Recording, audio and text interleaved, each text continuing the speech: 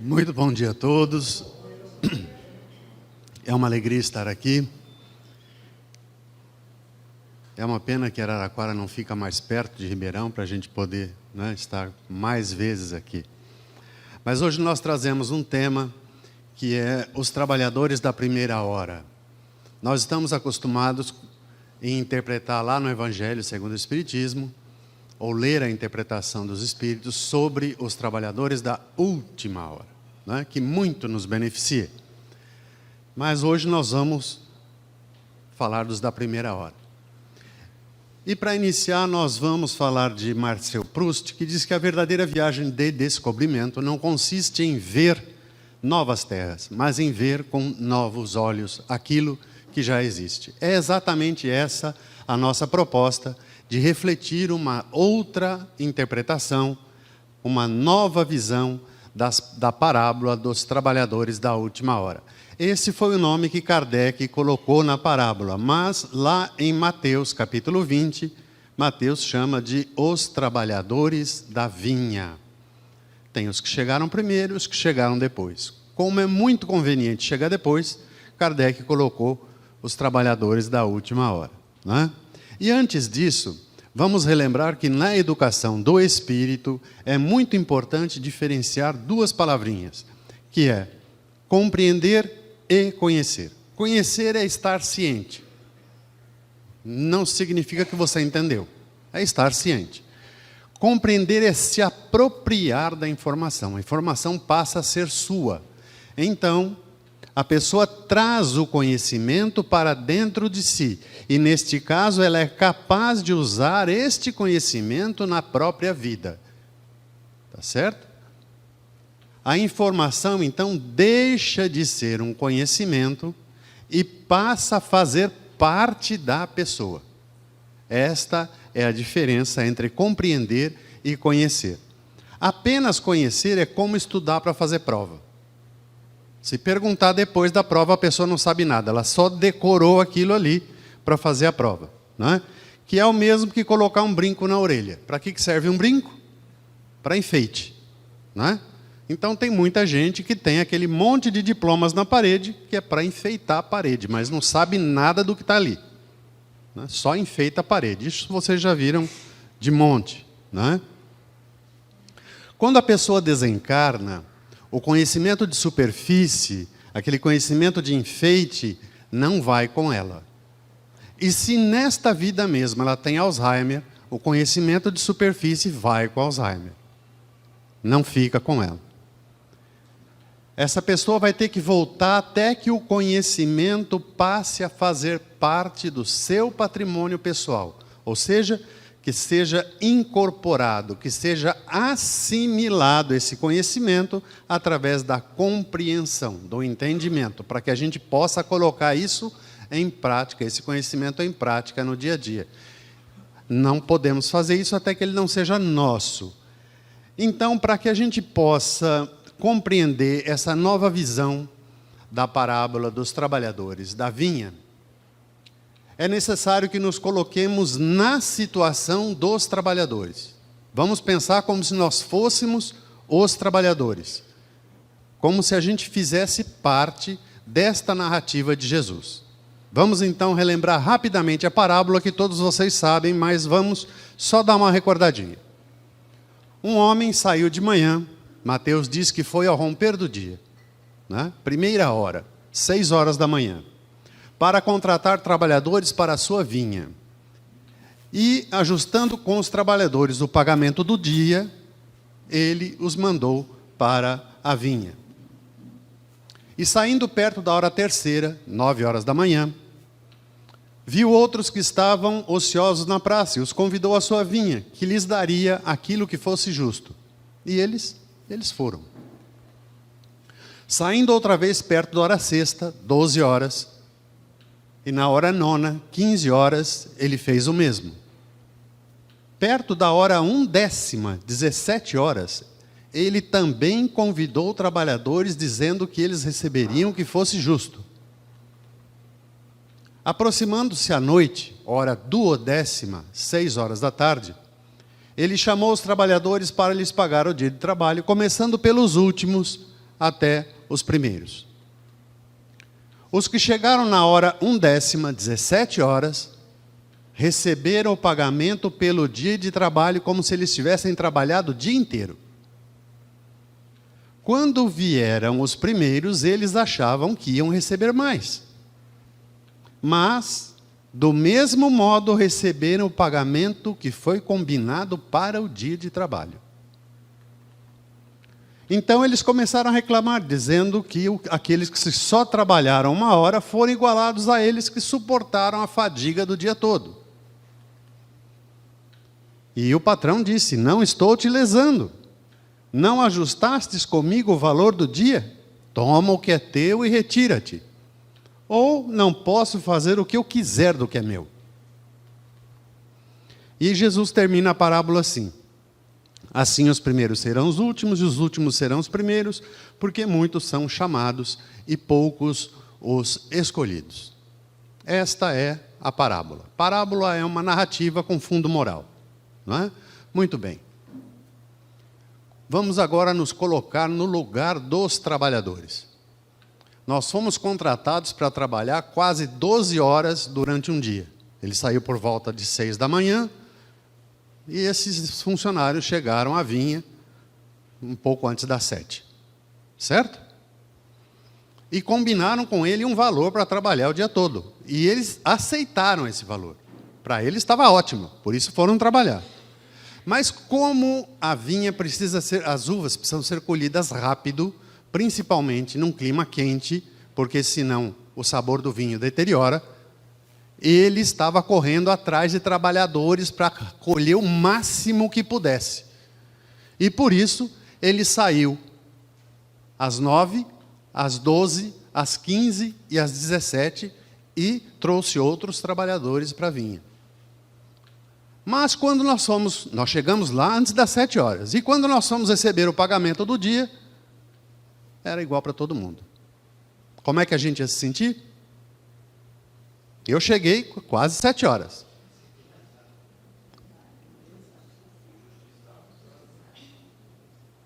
Mas você não combinou que o valor do dia era aquele? Não foi combinado? Você não ficou contente lá às 7 horas da manhã? Por que agora está achando injusto? Foi tudo combinado.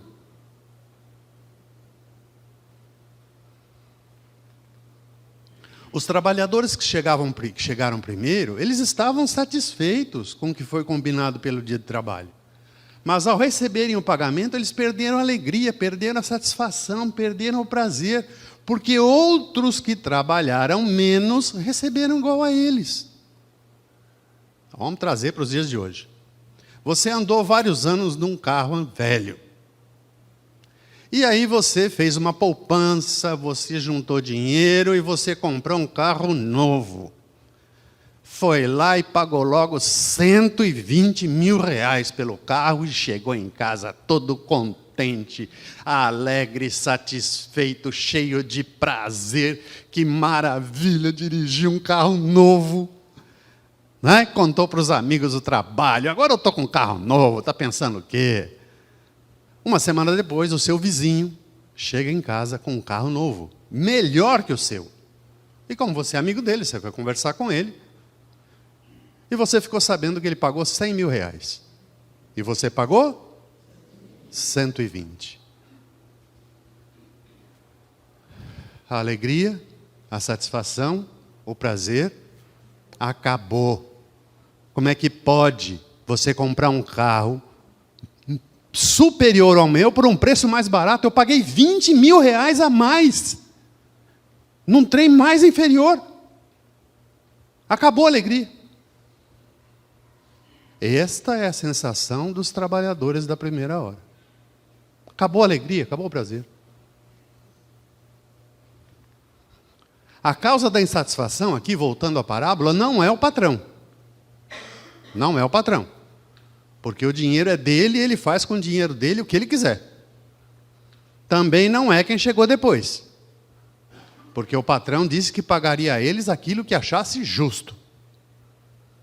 Então, por que aqueles que chegaram primeiro se sentiram lesados, se sentiram injustiçados?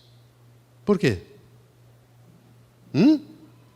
Por que que você se sente lesado, injustiçado, porque você pagou 20 mil reais a mais num carro inferior ao do seu vizinho?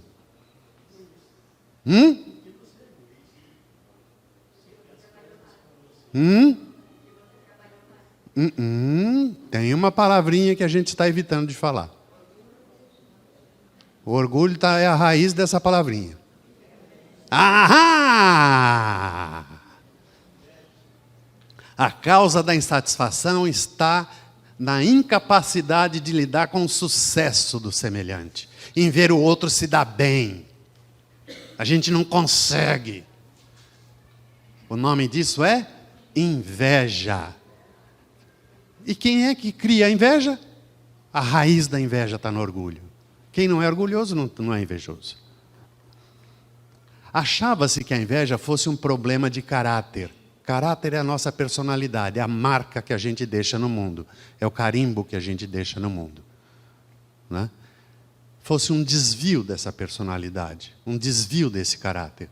Mas 3 institutos sérios de pesquisa, um no Japão, na Holanda e outro na Alemanha, concluíram que é uma doença. A inveja é uma doença. Os pesquisadores japoneses localizaram no cérebro a região que é ativada pela inveja. Fica aqui, olha, aqui em cima, no parietal, num lugarzinho chamado sulco cingulado. O sulco é uma daquelas dobrinhas do cérebro. Numa daquelas dobrinhas, bem no começo da dobrinha, essa dobrinha é ativada pela inveja. E é a mesma região que nós ativamos quando nós sentimos dor. E é por isso que quando a pessoa sente inveja, ela sofre. Porque a região da dor é ativada. Muito bem. Quanto maior a inveja, maior o sofrimento. E se esse sofrimento for intenso, a pessoa ativa uma outra região no cérebro, que é a região da agressividade, que fica aqui no córtex pré-frontal. Muito bem. Quando esta área é ativada, a área da agressividade, a pessoa tem o impulso de ferir, de prejudicar, de causar dano. A quem? Ao causador da inveja. Então, esse cara que comprou esse carro aí, quero ver ele vender, vai ter que casar com ele. Esse carro não vende? O meu não. O meu eu paguei mais caro, mas a hora que eu quiser vender, eu vendo. Ainda mais nessa cor aí que ele comprou. Então você tem que depreciar. A área pré-frontal está ativada. Você tem que causar algum ferimento, algum prejuízo, alguma coisa para se sentir melhor. Então você deprecia o que é do outro. Quando esses 3 ciclos são ativados, vamos recordar aqui. Sentiu inveja. Certo? Aí ativou o sulco cingulado. Começou a sofrer. O sofrimento não passa. Ativou o córtex pré-frontal, a área da agressividade. Começa a depreciar o que vem do outro, para poder sentir prazer. Eu paguei mais caro, mas eu tenho prazer de dizer que ele não vai vender essa coisa aí. Então, a pessoa sente prazer. Que prazer? Aquele que foi tirado pela inveja.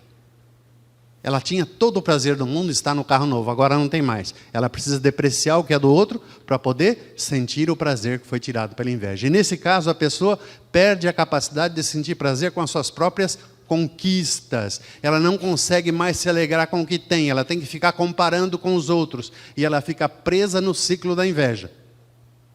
Então ela olha para o outro, sofre, agride e sente prazer. E vive assim, agredindo para poder sentir prazer, agredindo para sentir prazer. Orgulho e egoísmo é fácil definir. Orgulho, eu sou mais que os outros. Eu sou a última bolacha do pacote. Certo? Egoísmo, simples. Primeiro eu, segundo eu, terceiro eu. Sempre eu. E a inveja? Ela pode ser definida por uma fábula. Fábula é quando bichinhos falam. A gente conta um caso em que bichinhos conversam. Isso é fábula. Então vamos à fábula. O vagalume passou a ser perseguido por uma serpente. Aí ele se cansou e perguntou para a serpente: eu faço parte da sua cadeia alimentar? Eu estou no seu cardápio de coisas para você comer? Não. Eu te fiz alguma coisa que você não gostou? Não. Então por que você quer me comer? Porque você brilha. E eu nasci cheia de casca. Você brilha. Você pagou 20 mil reais a menos num carro superior ao meu. Qual a justificativa para esse sentimento destrutivo? A raiz está no orgulho. Mas, em tese, ele não tem justificativa para... Por que você... Eu estou com inveja de você porque eu sou muito orgulhoso. Tem alguém que diz isso? Não tem. A primeira coisa que a inveja destrói é a sua própria alegria. Deixou de ter alegria com o carro novo. E vamos recordar. Quando o sentimento de inveja se intensifica lá no ciclo cingulado, certo? No sulco cingulado, ele vai ativar a área da agressividade para prejudicar o causador da inveja, o que gera prazer. Mas aí tem um problema. Porque também gera muita culpa, porque a gente sabe que o outro é inocente. Eu cheguei às 7 horas da manhã, recebi o mesmo valor que quem chegou às 17 horas e trabalhou 1 hora só. E eu estou com uma inveja danada dele. Mas eu sei que ele é inocente. Não posso chamar ele de vagabundo. Ele é inocente. E isso gera muita culpa. Que culpa o meu vizinho tem de ter comprado um carro melhor, 20 mil reais mais barato que o meu? Eu não tenho culpa nenhuma. Então, invejá-lo gera culpa. O que se costuma chamar de inveja boa é aquela inveja que a pessoa sente e entra em estado construtivo. Então você tem um carro velho, seu vizinho tem um carro melhor, e você diz, eu vou fazer economia, vou botar dinheiro na poupança, vou aplicar não sei quanto, para que daqui a um tempo eu possa ter dinheiro para comprar um carro igual ou melhor que o dele. Isso é inveja construtiva, e isso é muito importante para a gente. Vou fazer uma universidade, tarará, tarará. Vou comprar uma casinha, assim, assim, assim, assado. Porque meu irmão tem, meu pai tem, eu vou comprar também. Então, essa é a inveja boa. Aquela inveja que você entra em estado construtivo. Mas, nós estamos falando aqui daquela inveja que a pessoa entra em estado destrutivo. Tá? A conclusão dessas pesquisas, desses 3 centros de pesquisa, é que a culpa gerada pela inveja pode levar a quadros depressivos endógenos sérios. Endógenos, dentro, de dentro para fora. Onde está a causa? Dentro de mim. De dentro para fora. Então, a causa desse tipo de depressão é de dentro para fora. Existem depressões que a causa é exógena, de fora para dentro? Um monte. Perda, por exemplo, perda de um ente querido, perda do trabalho, né? Perda da pessoa que você gostava, uma doença. A doença depende. Se você contraiu, foi um vírus que você contraiu de fora para dentro, é exógeno. Se for uma doença, um câncer, é endógeno. Né? Então, nós estamos falando aqui especificamente das causas endógenas, que são de dentro para fora, que são as mais difíceis de nós admitirmos. Tá? Neste caso, se a pessoa sente culpa ao ponto de gerar uma depressão endógena, essa depressão é a autopunição que a pessoa desenvolve pela culpa de sentir inveja. É a punição inconsciente que ela mesma desenvolve para parar de sentir inveja. O que importa, então, é a intensidade da culpa, porque tem gente que não sente culpa. Tem gente que não sente culpa, ainda. Porque a intensidade pode levar à diminuição na síntese de neurotransmissores, e isso incapacita a pessoa de sentir prazer na vida e de ter motivação para viver. Síntese de neurotransmissores, produção de neurotransmissores que são mediadores químicos fabricados pelos neurônios. Nós temos por volta de 86 bilhões de neurônios no nosso corpo. A maioria no cérebro. Em segundo lugar, intestino. E depois o resto do corpo. Primeiro o cérebro, depois o intestino. Por volta de 16 bilhões só no cérebro, desses 86 bilhões. Não me digam como chegaram a essa conta, foi uma médica neurocientista da França que chegou a essa conta. Tá? Diziam 100 bilhões, ela chegou à conta de 86. Muito bem. São mediadores químicos que os nossos neurônios secretam. Vamos falar deles. Aqui nós temos um axônio, aqui nós temos outro axônio. Então os neurônios, esses 86 bilhões, eles não ficam grudadinhos um no outro. Eles, entre um axônio, que é a perninha de um neurônio, ou o bracinho, tanto como queiram, e a perninha de outro neurônio tem um espaço, que chama-se espaço sináptico ou sinapse. Tem um espaçozinho ali. Esse neurônio começou a produzir esses mediadores químicos e para poder mostrar para o corpo como eu estou me sentindo, ele passa determinados neurotransmissores para o próximo, que passa para o próximo, que passa para o próximo, que vai determinar como eu me sinto. Então, vai depender das substâncias que um neurônio passa para o outro, as substâncias que ele joga aqui dentro. Essas substâncias são neurotransmissores. Até o momento, nós conhecemos 72 substâncias diferentes, 72 neurotransmissores diferentes. A medicina sabe mais ou menos para que servem 11 deles. A medicina tem certeza do que fazem 7 deles. Mas nós só temos tratamento para 3, que é a noradrenalina, a dopamina e a serotonina. Acetilcolina, GABA, ácido gama-aminobutírico, não temos tratamento. A gente acha que alguma coisa interfere, mas não tem tratamento.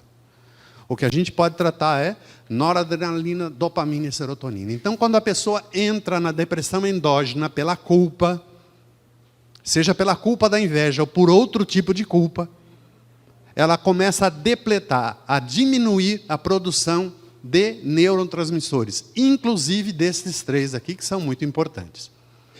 Legal. O nosso cérebro, só para a gente entender, ele funciona como aqueles carros antigos que vêm com 3 pedais, que vêm com acelerador, freio e embreagem. Sem acelerador, o carro não anda. Este é o papel da noradrenalina, que é fabricada dentro do neurônio e que passa um neurôniozinho para o outro, para o outro, para o outro, para o outro, que faz a pessoa andar, acelerar. Sem isso, não anda. Tem carro sem acelerador que anda? Não tem. Não tem jeito. Precisa de acelerador para andar. A noradrenalina é o acelerador. Então, na depressão, mediada pela falta de noradrenalina, a pessoa entende que precisa reagir. Ela quer reagir, mas ela não consegue. E ela também não vê motivo para não conseguir. Só não consegue. Não consigo sair do lugar. Não consigo. Eu quero ir trabalhar, mas não consigo. Eu quero dar um abraço ao meu marido, não consigo. E não vejo motivo para isso, mas não consigo. Porque não tem acelerador. Está faltando acelerador. Muito bem. O carro sem freio perde o controle. A dopamina é o freio porque ele controla os nossos impulsos. Na ausência de dopamina, a pessoa quer agora. E ela não consegue se controlar. Então ela vai no shopping, passa em frente a uma loja e vê uma coisa que ela viu e gostou. Mas ela não precisa, mas ela quer. E eu quero e tem que ser agora. Mas eu já estou devendo no cartão de crédito, está estourado.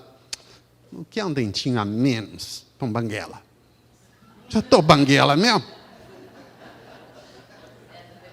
Vou lá e compro. Depois eu me viro. Depois eu dou um jeito. É assim que se comporta a pessoa que tem dopamina baixa.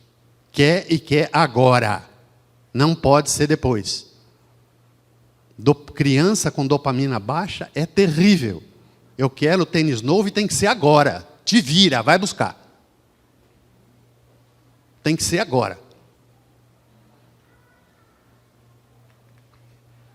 Se alternar entre perda de freio e perda de acelerador, ou seja, diminuição na produção de dopamina, que é o freio, e diminuição na produção de noradrenalina, que é o acelerador, a pessoa se torna maníaco-depressivo.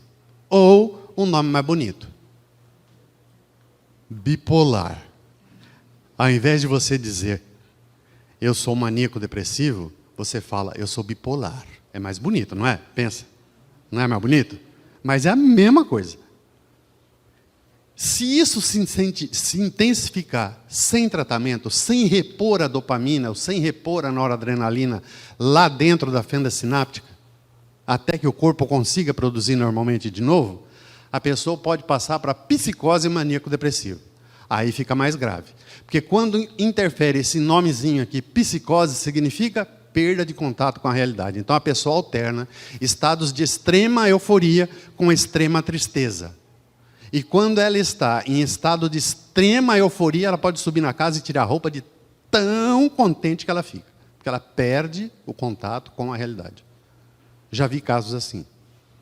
O bombeiro precisou ir lá em cima e tirar a senhorinha de 70 anos que estava sem roupa lá, toda feliz. Não é? E para a religião dela, era o capeta. Não era a dopamina e a noradrenalina. Difícil, né? A serotonina é a embreagem. Para que serve a embreagem no carro? A embreagem serve para mudar a força de trabalho do motor. Ou seja, o carro vai mais rápido fazendo menos força. O carro pode ir a qualquer lugar em primeira marcha, mas a força do motor vai ser imensa. Se você quiser entrar no carro agora e ir para São Paulo em primeira, você vai. Vai ou não vai? Bota em primeira e vai acelerando até chegar lá. Mas o que você vai gastar de combustível e de tempo é uma coisa incrível. Ou seja, a força para fazer isso é imensa. Então, na depressão mediada pela serotonina, a pessoa ela pode fazer o que ela quiser, mas ela se pergunta, por que eu deveria? Dá tanto trabalho. Então vai tomar banho. Meu Deus do céu, que trabalho! Porque está em primeira marcha, tudo que ela faz é em primeira. Dá muito trabalho. Então, o esforço é tanto que a pessoa não tem motivação, não tem vontade de fazer. Ela perde a alegria, não sente o prazer, a pessoa acaba não sentindo nada, e se ela passa a se culpar por isso, piora o quadro. Porque começou com culpa, piora o quadro. Nas outras depressões, as pessoas tratam porque os sintomas são visíveis. Você chega ao doutor e diz, olha, eu passo em frente ao shopping, eu tenho mais sapatos do que a mulher do presidente da República, mas eu quero comprar outro. E eu fico devendo no cartão, ele te dá lá um remedinho, na base de dopamina, acabou o problema. Repõe dopamina na fenda sináptica, que vem de fora para dentro. Põe lá um remedinho até você conseguir fabricar dopamina. Doutor, eu quero fazer, mas eu não consigo sair do lugar. Opa, noradrenalina. Mas no caso da serotonina, a pessoa sorri, ela age, ela reage, mas tudo em primeira marcha. E aí ela não sente prazer no que faz, porque é muito difícil fazer. A pessoa acaba achando que é má, porque ela não consegue ter nenhum prazer na vida. Ela não consegue ter prazer em comer. E a gente não come como se estivesse tomando um comprimido, não. A gente come porque sente prazer. Olha aqui. Porque sente prazer. Comer é uma das coisas que dá prazer. Ela não tem prazer em se vestir, não tem prazer no sexo, no afeto, nos relacionamentos, em ter saúde. Ela não tem prazer na vida em nada, porque dá muito trabalho. Por isso, a depressão mediada pela serotonina é a principal causa de suicídio, porque é a mais difícil de diagnosticar. E porque não tem exame de sangue. Eu vou fazer um exame de sangue, vou ver quanto eu tenho de noradrenalina no sangue. Não está, é entre os neurônios, não tem jeito. Não tem, é pelo sintoma. Estas pesquisas são importantes porque a inveja é uma das principais causas de depressão endógena. Não é a única, mas é uma das principais causas de depressão endógena. Mas é muito difícil de diagnosticar, porque ninguém admite que sente inveja. Doutor, eu vim aqui tratar com o senhor hoje, sabe por quê? Eu estou com uma inveja desgraçada, porque eu tenho um orgulho aqui em cima. Estou com uma inveja, doutor, porque o meu vizinho comprou um carro melhor que o meu e pagou 20 mil a menos, eu não me conformo. Alguém consegue falar isso para o médico? Diz isso para o médico? Se dissesse, ele daria o remedinho na hora, acabou o problema. Mas não diz, porque ninguém admite sentir inveja, nem a inveja boa, quanto mais a inveja destrutiva, né? Os trabalhadores da parábola acharam normal sentir inveja daqueles que trabalharam menos e ganharam o mesmo valor que foi combinado para o dia. Uma pessoa chega ao trabalho e é promovida em um ano. O invejoso então passa a detestar, caluniar, perseguir, porque eu estou aqui há 6 anos e não foi promovido. Por que ela e não eu? Por que esse cara foi promovido e não eu? Eu estou aqui no Centro Espírita há 6 anos. A dona Isaura nunca me convidou para ler alguma coisa aqui na frente, para fazer uma interpretação do Evangelho, para nada. Agora esse outro chegou aqui faz 1 aninho, ela já convidou ele lá para monitorar um grupo, para ajudar num grupo de estudo. Mas isso é um absurdo. Então o que eu faço? Eu passo a detestar o sujeito, a caluniar, perseguir, para poder sentir prazer. Mas isso não tem no Centro Espírita. Não tem. Tem sim. Tem sim. Tem um livrinho que diz assim, o tema é Aconteceu na Casa Espírita. Dá uma olhada. Esse sujeito que a dona Isaura convidou para ajudar num grupo de estudo, te fez alguma coisa? Não. Então por que alimentar esse sentimento destrutivo em relação a ele? Porque ele brilha. E isso me ofende, me magoa, então eu minto, eu fofoco, eu persigo para conseguir algum prazer. Para ler desse jeito, interpretar desse jeito, qualquer um faria também, não precisava ser ele não. Não sei onde Dona Isaura estava com a cabeça. Podia ser eu. Para fazer isso aí, qualquer um faria. Eu faria muito melhor. Então a gente começa a depreciar o que é do outro para sentir prazer. Se esse sentimento persiste, acaba afetando a produção de neurotransmissores, como a gente já viu, e leva à depressão endógena. Os neurotransmissores aqui dentro da fenda sináptica. Mas a pessoa oculta o motivo, porque ela sente vergonha de ser invejoso e se culpa por ter esse sentimento. Aí ela introjeta, gera esse conflito íntimo, e aí vem a depressão, vem a doença para tentar a cura. Ela introjeta, porque ela sente vergonha de dizer para o médico que tudo isso é a culpa de sentir vergonha. Se culpa por ter esse sentimento. E aí entra em conflito íntimo. Onde estão escritas as leis de Deus? Na consciência. Quem escreveu? Leis de Deus. Portanto, quem escreveu foi ele que nos criou. Certo? Na consciência, lá nas leis de Deus está escrito, terás inveja? Então, todas as vezes que eu tiver esse sentimento, eu estou em conflito com aquilo que Deus escreveu na minha consciência. O que é conflito? Guerra, briga. Os israelenses, os judeus, estão em conflito com os palestinos. Quem está lá, tanto na Palestina quanto em Israel, está feliz? Eu estou feliz de estar em conflito? Ninguém fica feliz de estar em conflito. Nem consigo mesmo. Adianta ficar em conflito com Deus? Quem escreveu as leis aqui? Deus. Adianta entrar em conflito com Deus? De que lado vai arrebentar a corda?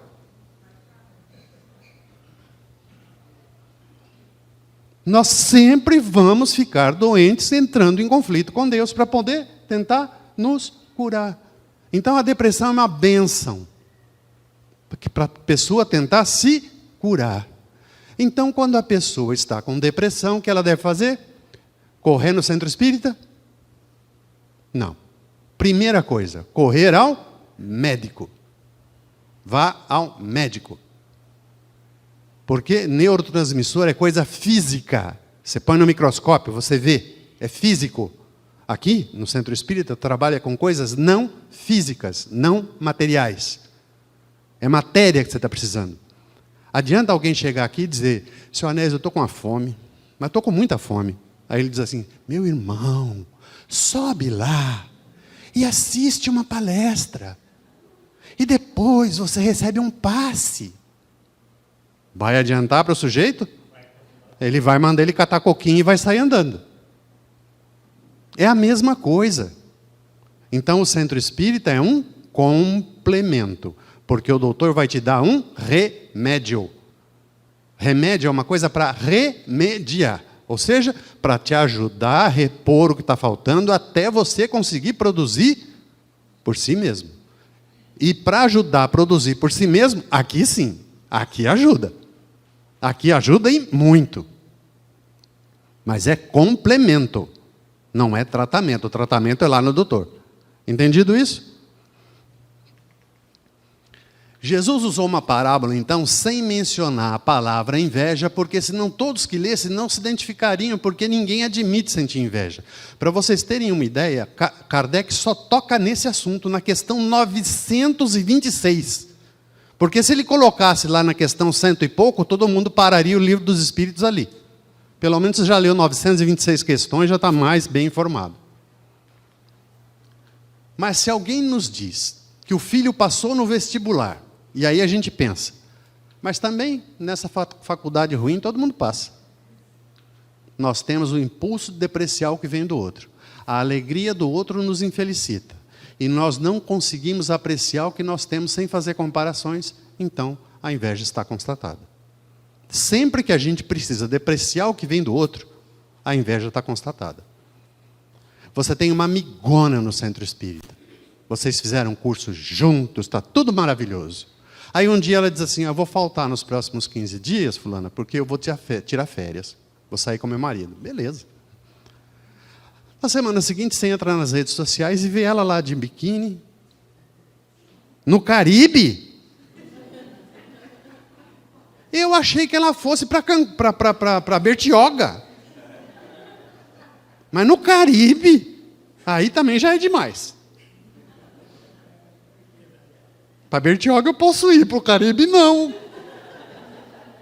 Então o que eu faço? Começo a depreciar.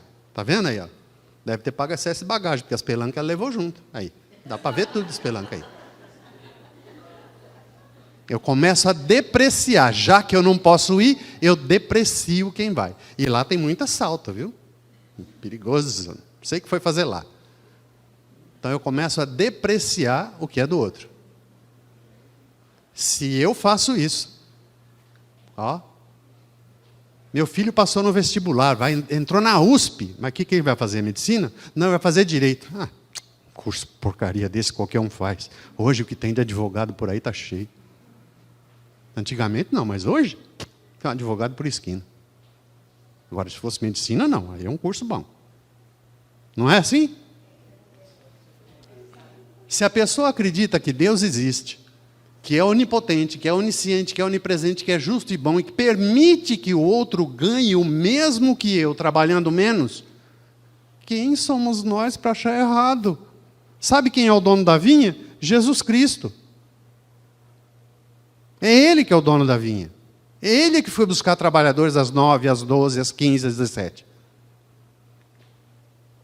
Se Deus é justo, cada um tem o que merece. Caso contrário, Deus não existe.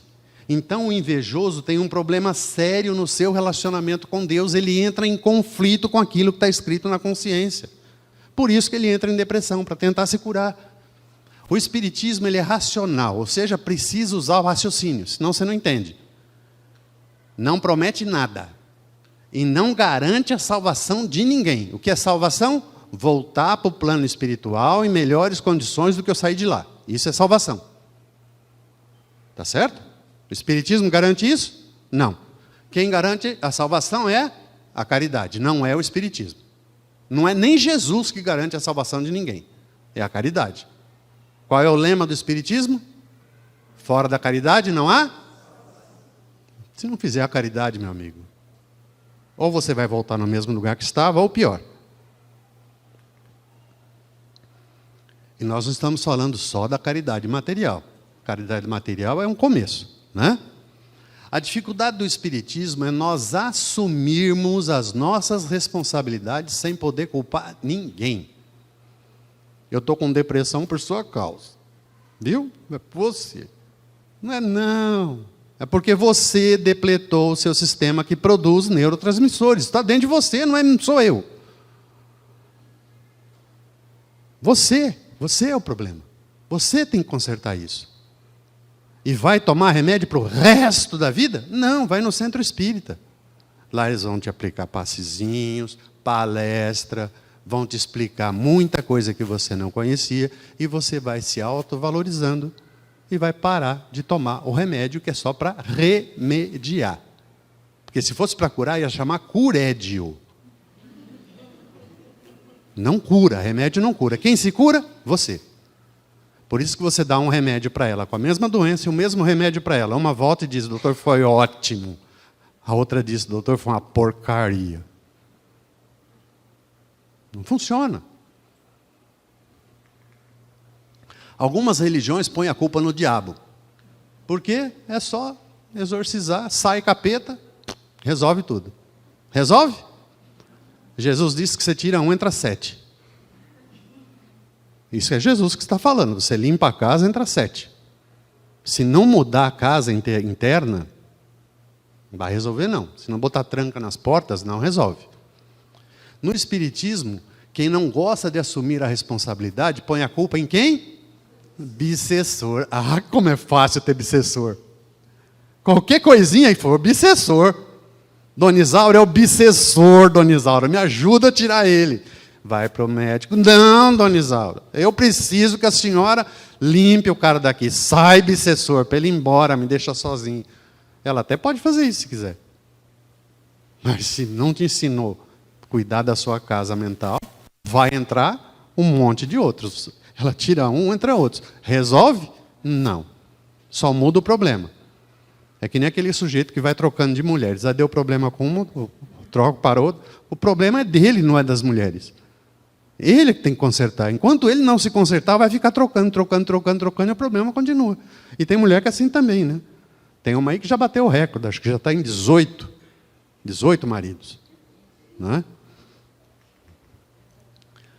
Os alcoólicos anônimos, eles têm passos para ajudar as pessoas no tratamento do alcoolismo. Né? O primeiro passo é admitir que tem a doença. Então, o primeiro passo para tratar a inveja é admitir que tem. Eu tenho inveja, porque eu sou orgulhoso, sinto culpa por sentir isso, porque eu entro em conflito com as leis de Deus da minha consciência. Então, eu tenho que admitir isso e ir ao médico, fazer uma consulta e repor esses hormônios por enquanto.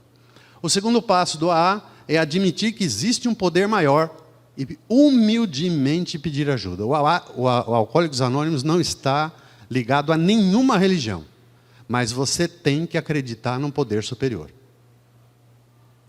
Pode se chamar Deus, Jeová, Javé, Buda, o que você quiser, mas tem um poder superior.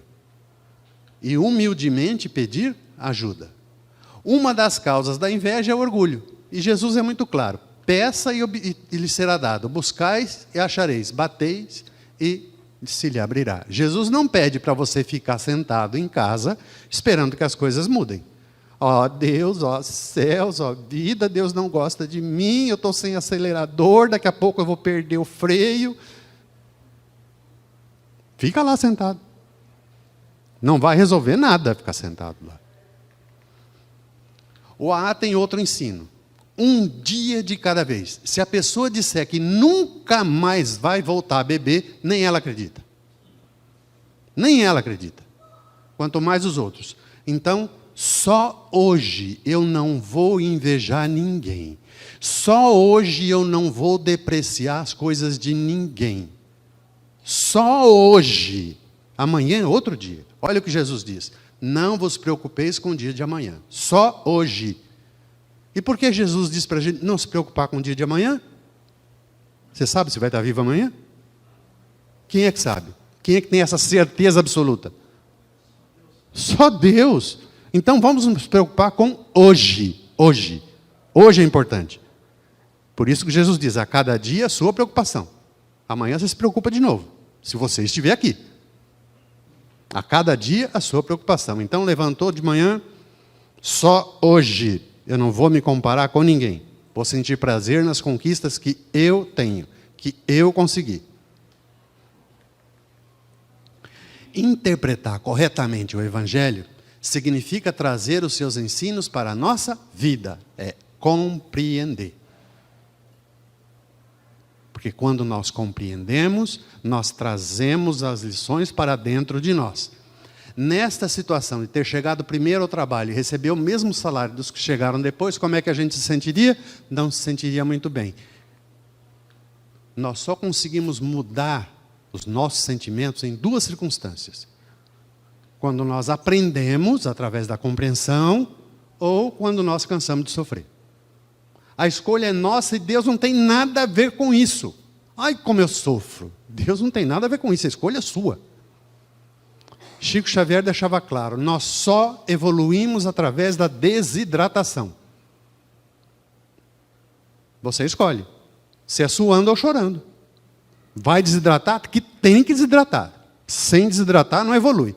Sem desidratar não volta para o plano espiritual melhor do que estava. Agora você escolhe.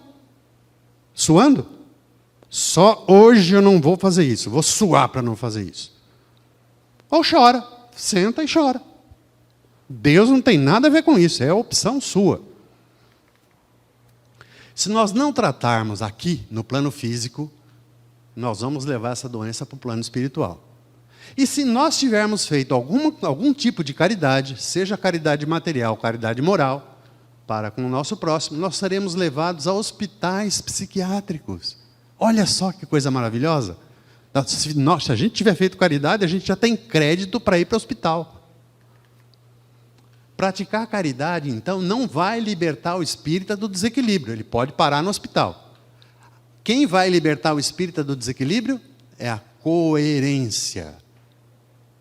Porque eu entro em conflito não só com a minha consciência, mas com o que eu aprendi no Espiritismo.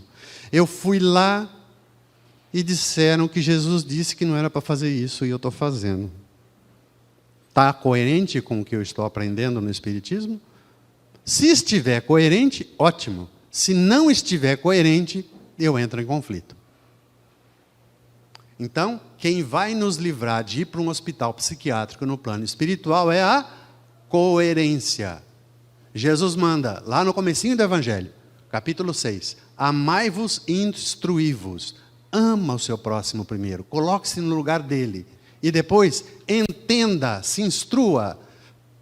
Traga os ensinamentos de Jesus para você, para que você possa colocar em prática no dia a dia. Isso é se instruir. Se nós fomos caridosos, mas se a gente não for coerente, a nossa vaga continua reservada. Não muda nada. Fazer o que eu mando e não fazer o que eu faço não resolve nada. Aí eu vou no centro espírita. Mas e aí? Está fazendo as coisas que o centro espírita pede para fazer? Senão vai entrar em conflito.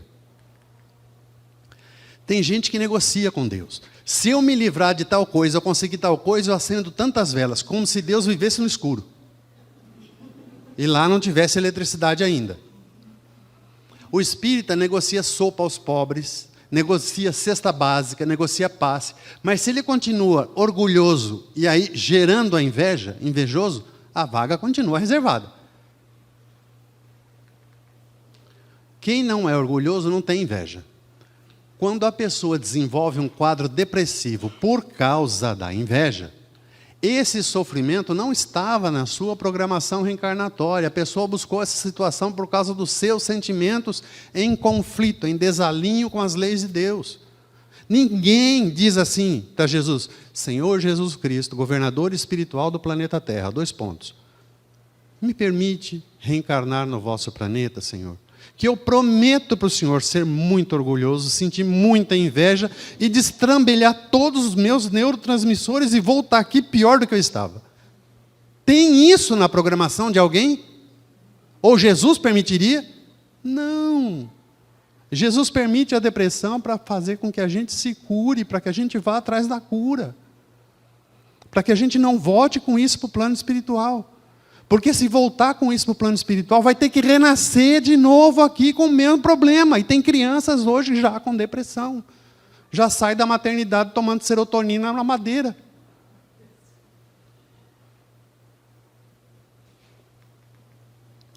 No final da parábola, Jesus diz: os últimos serão os primeiros e os primeiros serão os últimos. Então, os primeiros foram aqueles invejosos, que sentiram inveja do que os outros receberam, né? Os orgulhosos e invejosos não serão os primeiros no plano espiritual. Os últimos serão os primeiros. E os primeiros serão os últimos. Os orgulhosos e invejosos não vão ser os primeiros no plano espiritual. E Jesus termina dizendo que porque muitos são chamados e poucos escolhidos. O Espiritismo, o Evangelho, nos convida a nos responsabilizar pelo que nós sentimos. Cada um tem o seu sentimento. Ser responsável por ele, não botar a culpa no outro. Nos tratar das nossas imperfeições, reconhecer que nós somos assim e precisamos nos tratar. Mas poucos atendem a esse convite de se melhorar só hoje, não é? Por isso, muitos são chamados, mas poucos são escolhidos para habitar os planos superiores da vida infinita. Que Jesus nos inspire a estar entre estes que vão habitar os planos superiores da vida infinita. E que Jesus nos abençoe a todos. Muito obrigado pela paciência.